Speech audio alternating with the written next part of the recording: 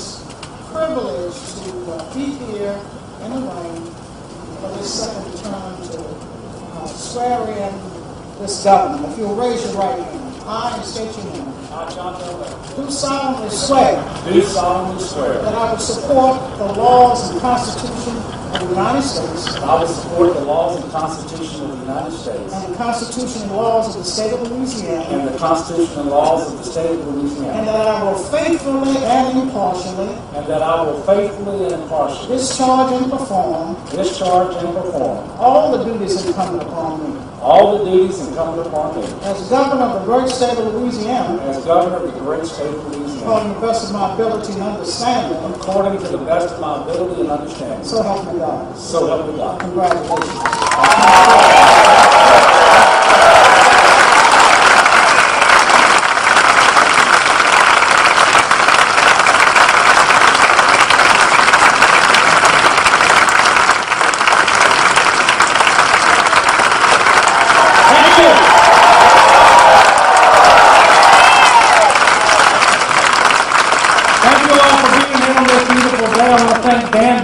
For the introduction. I also want to thank Washington's own artillery for the 19-gun salute earlier today.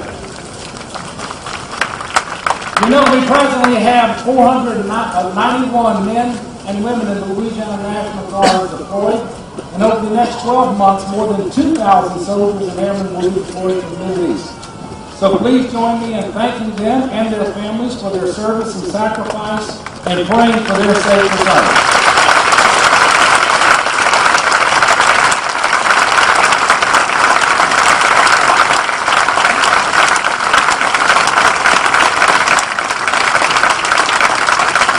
President Cortez, Speaker Sexsnyder, members of the legislature, Governors Jindal and Edwards, Senators Cassidy and Kennedy, Congressmen Scalise and Graves and Richmond, Lieutenant Governor Billy Nungesser and other statewide elected officials, and all of my fellow Louisianians, thank you for being here today. You know, in some cultures, rain is a sign of good luck and blessing. I'm going to accept that today. I'm going to start my speech by congratulating House Speaker Sexsnyder and Senate President Cortez on their elections. And congratulations to all the members of the legislature, both returning and new. I look forward to working with all of you in a bipartisan way to achieve the real results the people of Louisiana expect from us. To Senator John Alario, thank you for your 48 years of service to our state.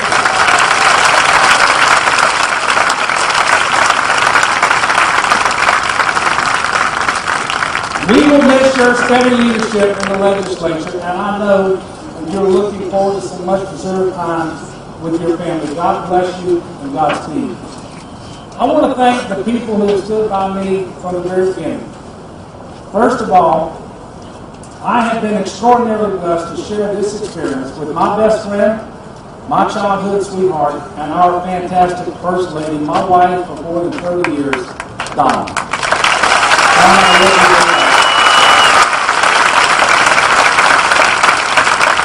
To my children, Samantha Bell, my son-in-law, Jonathan, to Sarah Ellen and John Miller, to Mom and my family, both immediate and extended, I know that it hasn't been easy. You've all made sacrifices along the way, but it is because of your love and support that we are here today. To my fellow Louisianans, thank you for the trust you have placed in me to continue leading this great state. I am continually inspired by the goodness, generosity, and decency of the people of Louisiana. My love for this state deepens as I meet more Louisianans like you who remind me how blessed we are to call this great state home. And I look out over this crowd and see a true representation of Louisiana, which is especially inspiring as the birthday of Dr. Martin Luther King Jr. approaches. You look like the state of Louisiana, and I'm happy to say so does my administration.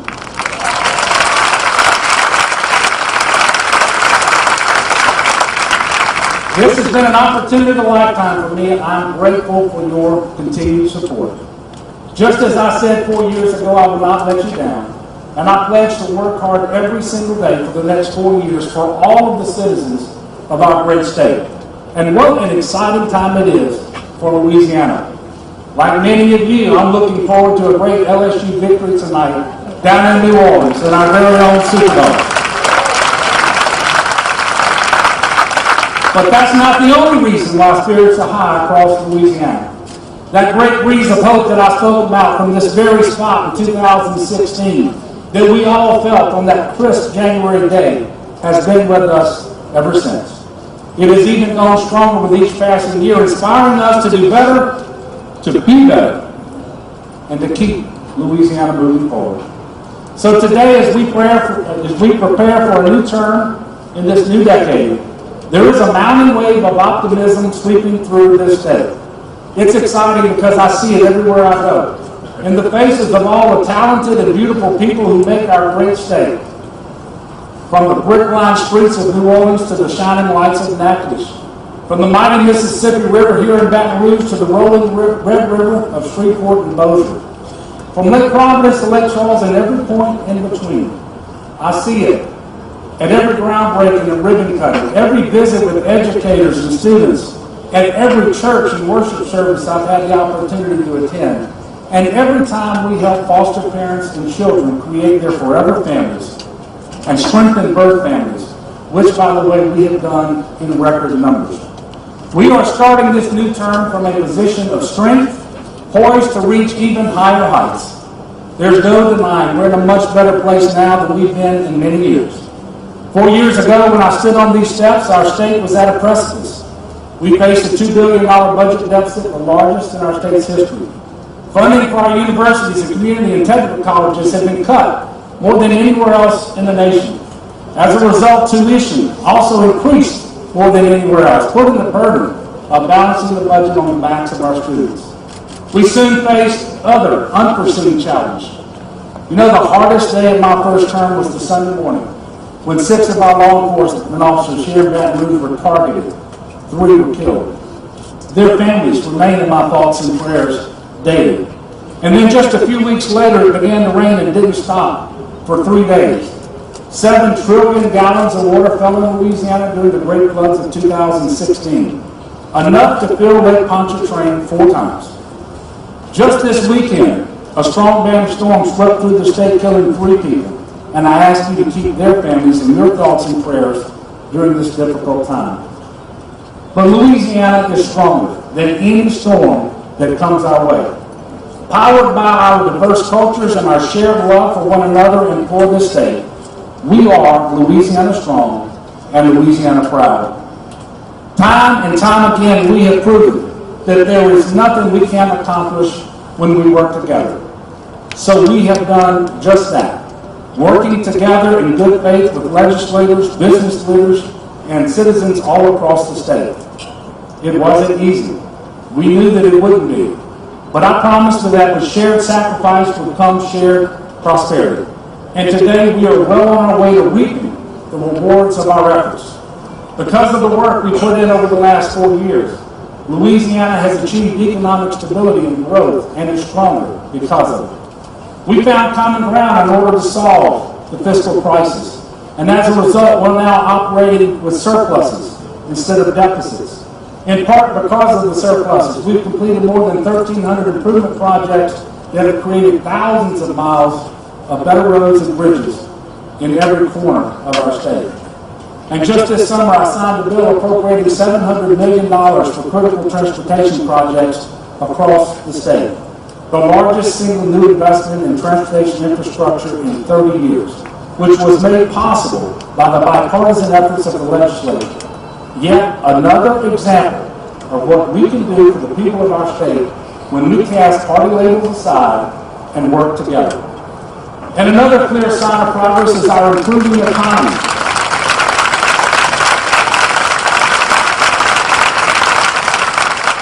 Another sign of progress is our improving economy, which is the largest it has ever been in the history of our state.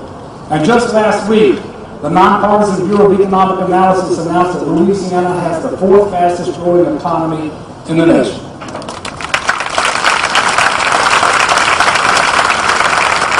In part because since 2016, we've landed 211 economic development projects delivering more than 40,000 new jobs, retaining over 36,000 jobs, while generating more than $42 billion in capital investment. And just as important, we're also investing again in the most precious natural resource that God entrusted to us, our children. Because of our fiscal stability and economic growth, we made the first net new investment in higher education in 10 years.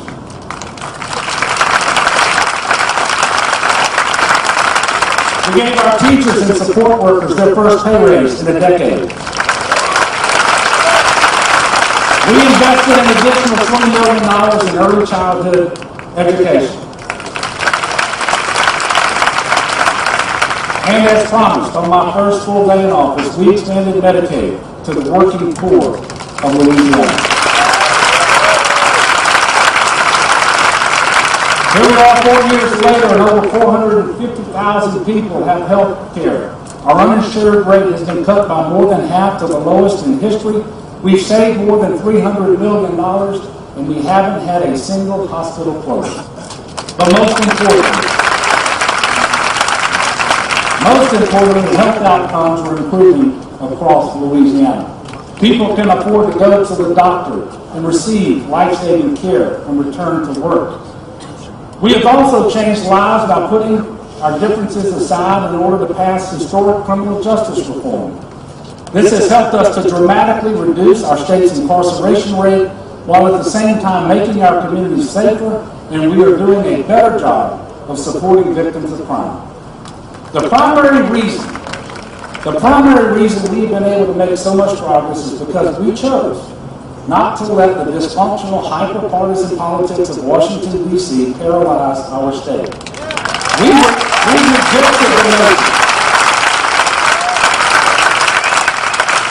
rejected the notion that people from different parties can't work together. In short, we put Louisiana first. If we can accomplish all of this despite the adversity we face, just imagine what we can do this term. But today isn't just about past successes. So I want to challenge this new legislature and the people of Louisiana to think boldly, to envision a Louisiana with a fully diversified economy, a steady reduction in poverty, and an educational system that prepares our people for the jobs and careers that will keep them here at home. Even though we've come a long way, we certainly have a lot more work ahead of us. And I'm the very first to acknowledge the challenges remain, because there are still too many people living in poverty without adequate access to the opportunities needed to succeed. You know, a great Louisianan often said that education is poverty's mortal enemy. She was right. Governor Kathleen Blanco, who passed away a few months ago, believed firmly in the potential of every child. And while we continue to mourn her loss, we also have a responsibility to carry on her legacy, especially when it comes to her vision for education.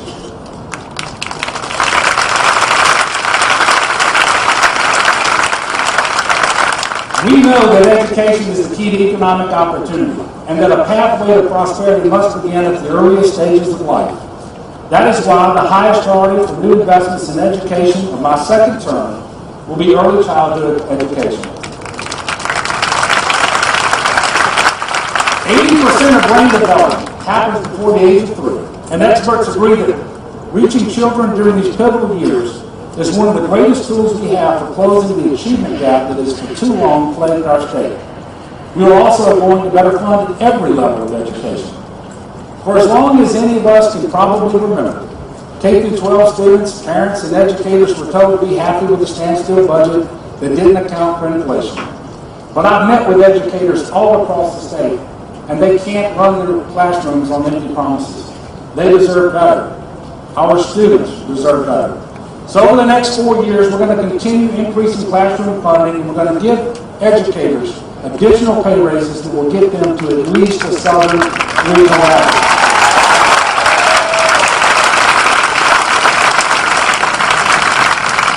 Speaking of pay raises, we also know that $7 a quarter an hour is not a meaningful wage in 2020. It wasn't acceptable 4 years ago either, which is why I have fought so hard for workers every year. 21 states across the country raised the minimum wage to begin the new year.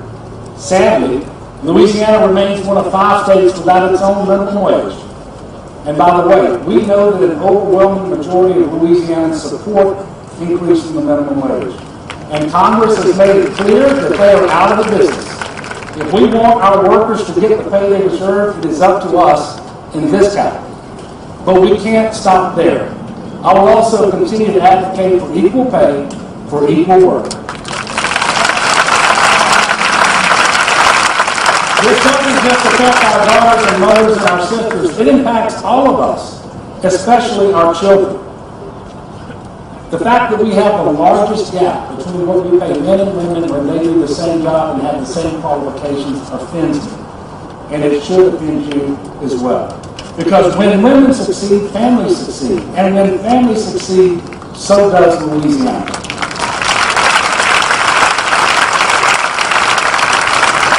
And this brings me to my next second-term priority, workforce development. As we continue to diversify our economy, I want to ensure that Louisiana's workforce is the most job-ready in the nation. We can do this by building on programs we already have in place, expanding dual enrollment and apprenticeship opportunities, and partnering with business and industry leaders and organized labor. We are going to prioritize the growth and expansion of women and minority-owned businesses with an eye to the future of our economy, where the CEOs reflect the diversity of the state in which we live. We will continue to increase funding for our institutions of higher education, including community and technical colleges and our HBCUs. You know, the Board of Regents recently unveiled an ambitious master plan for higher education. Our goal is that 60% of all working-age adults in Louisiana will have a degree or a high-value credential by 2030. As noted by the credit rating agency Moody's, reaching this goal will create a pipeline to prosperity that will transform our state. As our economy grows, so must the quality and capacity of our roads and bridges. With a transportation infrastructure backlog of $14.6 billion, we must continue to pursue every means available to us in order to deliver safer and more efficient infrastructure. But it's about more than supporting commerce. Every hour spent in traffic is one less hour a parent has spent with their child at home. Improving roads is about improving the quality of life. And just as important is protecting our way of life, which is why we must continue to aggressively fight for coastal restoration. Our coast is unique in its abundance, but it is also vulnerable to continued subsidence, sea level rise, and dangerous storm surge. After all, this is where over 2 million of our people live and work. It is their home. It is their livelihood. But if we want future generations to enjoy the same beauty and benefit from the same bounty, we have an obligation to take bold action. Fortunately, we have a way forward thanks to our Coastal Master Plan, which received unanimous approval from the legislature in 2017. But you know, plans are nothing without action. And we have under design and construction right now the largest number and most significant coastal protection and restoration project in our state's history. That translates to the highest level of hurricane protection for more of Louisiana's citizens than ever before. And I am excited to report that over the next 4 years, for the first time in the history of our coastal program, we will break ground on projects that will restore more land than we expect to lose.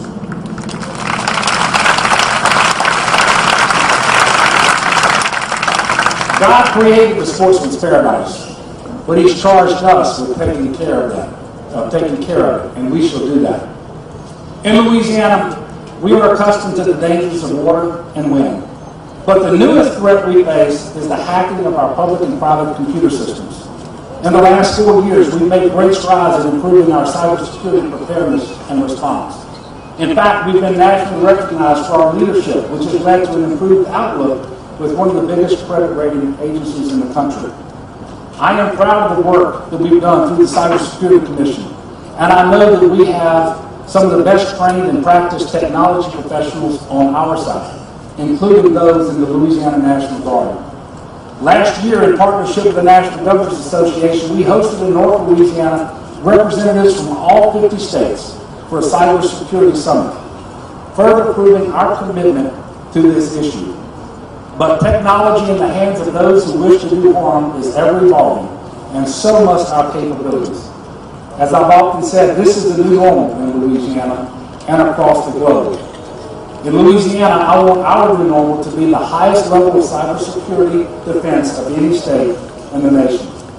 The common denominator for each of these priorities is improving the quality of life for all citizens. The future is ours to seize, but we have to commit here and now to be great, to work together, to continue to reject the partisan rancor and dysfunction that plagues Washington, D.C. Louisiana was born from exploration and the hope of a better tomorrow. Today, we embark on a new expedition, one filled with just as many possibilities and dreams. And I stand here with you today in the drizzling rain, asking you to join me. Join me in continuing to create an education system that prepares every child to reach their God-given potential. Join me in cultivating a business environment that encourages growth and investment to create good-paying jobs and rewarding careers that we want. Join me in forging coalitions that will excel in the pursuit of what we can do together, instead of the certainty of what we, instead of failing in the certainty of what we can't do when we are blinded by division. Join me in living by the words chiseled into the walls of our towering capital: union, justice, confidence. And finally, I ask you to join me in praying for guidance and wisdom as we embark on this journey to create a brighter future together. God bless you all. God bless the great state of Louisiana. God bless the United States of America. And go Tigers.